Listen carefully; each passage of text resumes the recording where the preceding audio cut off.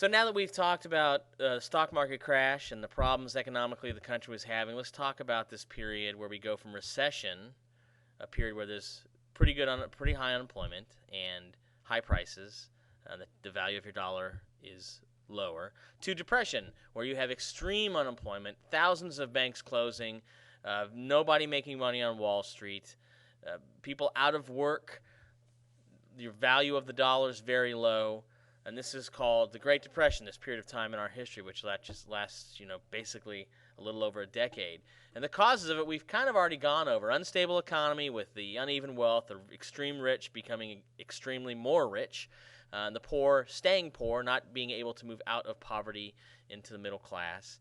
We have a surplus of products, which means there's not as many people buying, which means there aren't as many people working to build those products. And we have farmers and workers, the working class of America, doing very poorly. The value of the dollar is less, and there are less of them working. We also have over-speculation. Someone on Wall Street who speculates is someone who bets on stocks to do better. And in over-speculation, you buy stocks hoping they'll do better. You use the stocks you just bought as collateral to buy more stock. But when the stock market does badly, that collateral becomes debt. And all the stock you own becomes just debt upon debt upon debt, and one of the things that led to the poor performance in the stock market and the crash.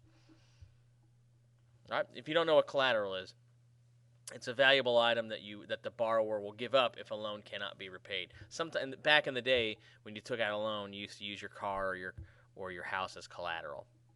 We don't do much of that anymore. Stock loans went from $5 billion in the beginning of the 1920s to by the end of the 1920s, $850 billion being loaned for stocks. So when that money cannot be repaid, that's when you have a major financial problem in this country. The government policies were too little money in circulation to help the economy recover. They try to throw more money into circulation to help. If you throw too much money in, it devalues the money as well. So it's a fine line between too little money and too much money. We'll talk about that in a second as well. So going on to the next slide. Hoovervilles are towns made up of dwellings people threw together, and this is a Hooverville in New York, of scrap materials, homeless people, and a lot of them were homeless families that threw together these Hoovervilles of tin roofs. Sometimes they were made of cardboard, a lot of times just wood scraps from construction sites and stuff. And these were where people lived. No heating, no gas. They usually had a pit fireplace in it, or they had a wood stove that they got. But these Hoovervilles were named after President Hoover. Here's a great picture of a kid. The Hoover's Poor Farm Tobacco Fund. Hard times are still hoovering over us. Hoovering, he says. And Hoover was the president at that time, so they named these homeless villages after him. A lot of the people who didn't have jobs, who were single and could afford to, they became drifters, going from city to city, sometimes hopping the trains to travel, looking for jobs.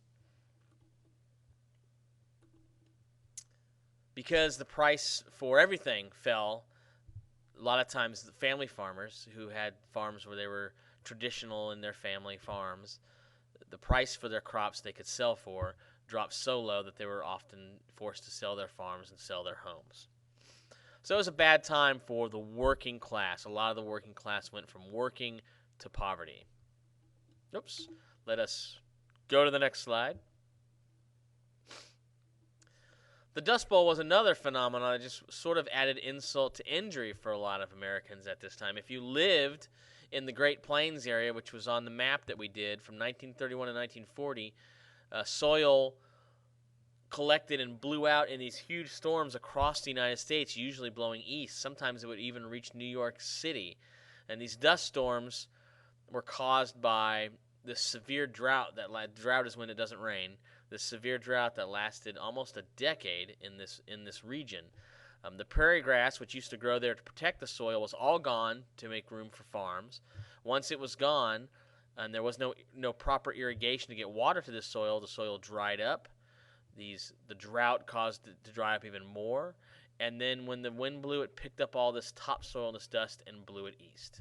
All right, we're going to stop this and continue it in just a second.